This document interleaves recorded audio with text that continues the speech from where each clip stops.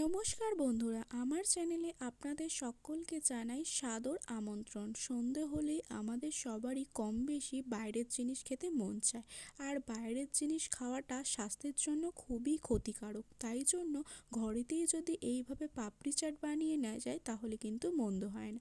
প্রথমেই আমি পাপড়িগুলোকে আগে থাকতে বানিয়ে রেখেছিলাম এবং তারপরে ওর মধ্যে আলু, ছোলা, পেঁয়াজ সমস্ত কিছু মেখে ভাজা মশলা দিয়ে একটা পুর করে নিয়েছি। এরপর ওর মধ্যে দিয়ে দিয়েছি নুন মিশিয়ে ফ্যাটানো টক দই দিয়ে সাজিয়ে নিয়েছি। তারপর দিয়ে নিচ্ছি শসা, পেঁয়াজ, তার সাথে কুচনো কাঁচা লঙ্কার কুচি এবং ওর ওপরে টকের জন্য দিয়ে দিচ্ছি খানিকটা পরিমাণে পাতিলেবুর রস। ফ্লেভারটা আরেকটু বাড়ানোর জন্য পাপড়ি চাটের মধ্যে দিয়ে দিচ্ছি সামান্য পরিমাণে ভাজা মশলার গুঁড়ো এবং তারপরে ওর সাথে অ্যাড করে দেব সামান্য পরিমাণে বিট লবণ।